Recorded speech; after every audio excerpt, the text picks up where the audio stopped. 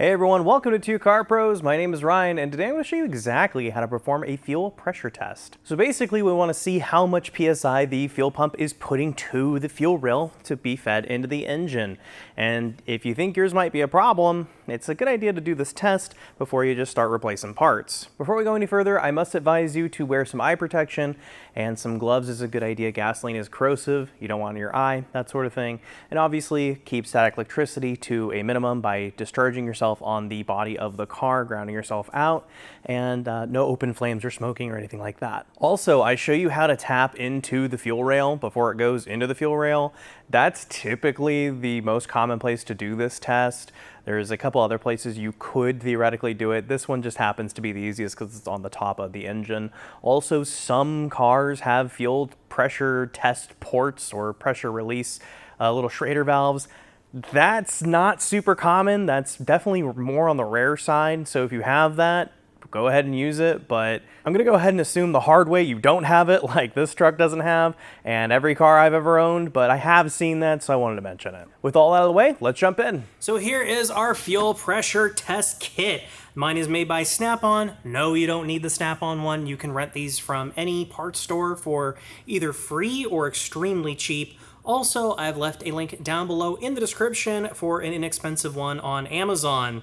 So basically, you're going to need to comb through this kit and see which connectors are going to work for you. On our Ford that we're working on, I noticed that this one looks just like the feed line that feeds our fuel rail. And this one looks like the receiving end of the fuel rail. So basically what we're going to do is between these two fittings, we're going to put our pressure gauge, and that's going to give us exactly how much fuel pressure is going into the fuel rail and whether or not it's low. So I noticed right here on the driver's side of the engine on this particular Ford, this is going to vary, but basically I would go where the fuel rail is being put in from the fuel pump, which is right here on this particular vehicle, and it's going to vary where you're going to tap in, and that's up to your discretion. If you need any help, twocarpros.com, go ahead and ask a question for absolutely free, and I'll be along shortly to answer it.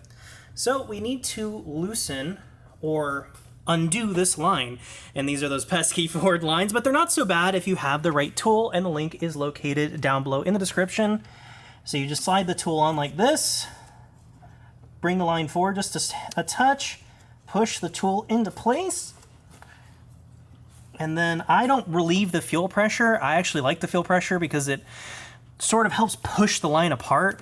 Technically, you could unplug the fuel pump fuse or relay and try to run the engine down, and that would drain the fuel pressure, but the fuel pressure doesn't bother me too much. Just wear some eye protection, put some towels down, you'll be okay. So push the tool in until the fuel line comes off, and as soon as I draw this back, it's going to alleviate a little bit of fuel. It's okay. Not even bad. Totally fine. And I did not relieve fuel pressure. It's totally fine. So I've taken our fuel test kit and plugged it into the feed line that comes from the fuel pump, goes into our kit, into this T manifold that feeds our gauge. We'll get to there soon. Comes back out, goes down into our fuel rail. And those are those little adapters we dealt with earlier. Just make sure that the clips are fully inserted and latched. Everything just pushes on. There's no trick or anything to it. So once you have everything pushed on firmly in place and you're sure you're not going to get any leaks, we can go ahead and turn the key on to the second position and take a look at our gauge. So the first test we're going to do is key on, engine off. So we're going to turn the key to the second position without starting the vehicle, and we're going to see how high up this climbs. And this will vary car to car. You need to look this information up. It's available in your service manual, or you can go to our website, twocarpros.com, ask a question for absolutely free and get your answer there. I happen to know on this truck it's about 50 PSI for this test, so let's turn the key. And we can see it's right at 50, so that is perfect, right in the money. Now, if this was like chilling at like 25, then you probably have a problem with either your fuel filter, which a lot of cars don't have anymore. 9 times out of 10, though, your fuel pump is weak and needs a replacement. So with that done, what we can do is put the tube line into a gas-safe container and push the purge, because we want to get rid of the pressure inside of there. There we go, down at 0. And now we can do what's called a running test. We want to see how much fuel the fuel pump is putting in the engine while the thing's running. And on this truck, it should be like 35, 40 PSI. It'll always be a little bit lower than when the engine is off. So we're going to do that, and then we're going to move to revving the engine up, but that'll be later. So let's go ahead and start the engine.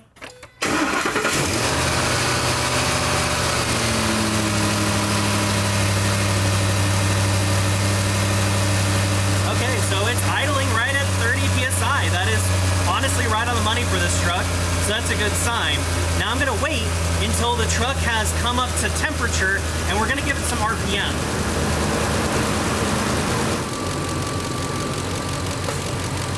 So I've let the truck idle now for a few minutes. I've let it come all the way up to temperature, and what I'm gonna do next is bring the RPM up to 4,000 2 or 3 times, and I'm gonna keep an eye on this needle. If this needle wanes and goes down with RPM, it means the pump's not strong enough to keep up with the fuel demand the engine wants. So let's go ahead and raise the RPM.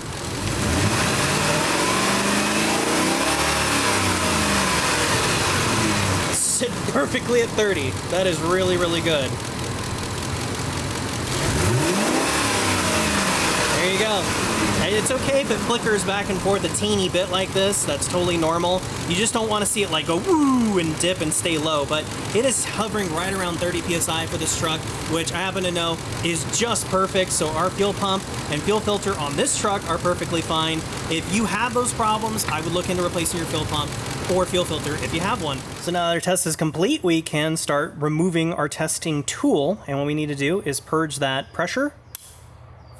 It's really easy. Just put this into a gasoline safe container, and we can see that there is no more pressure on the gauge, so it is very safe to take apart. And then we can take our gauge off. There we go. And now we can worry about unhooking our manifold device from our actual fuel lines and hooking everything back up proper. So I'm gonna go ahead and unhook this. Basically, you just want to kind of push this safety out of the way like that, so it'll come off. Might have a little bit of fuel. It's okay, trust me, you'll be all right.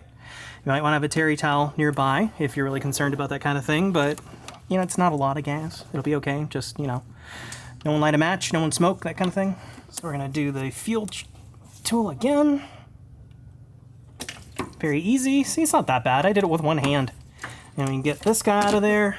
And then of course, once you've gotten all your fittings off, just go ahead and reinsert the fuel line until it makes that nice click sound. Make sure it's not going to fall off.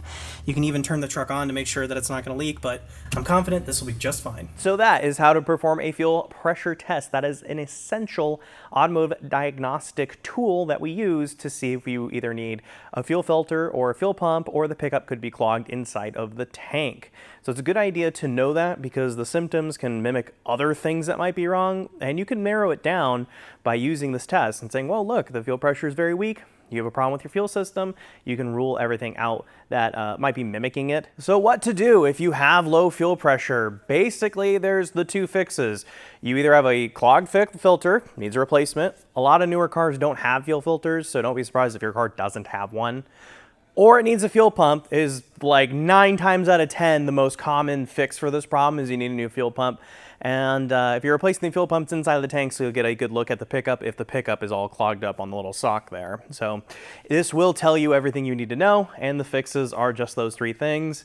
And it's pretty simple. It is definitely something you could do in your garage or driveway.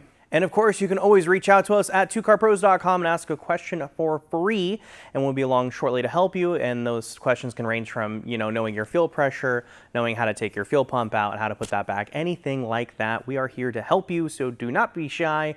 Come on down and ask a question. Be happy to help. Thank you so very much for watching. If you found this video helpful or interesting at all, please consider clicking that join button down below. It is a direct way to become a member and help the channel out. Barring that, a like, comment, subscription go a long way in the YouTube algorithm. It really helps me out. Thanks again for watching, and I'll see you next time.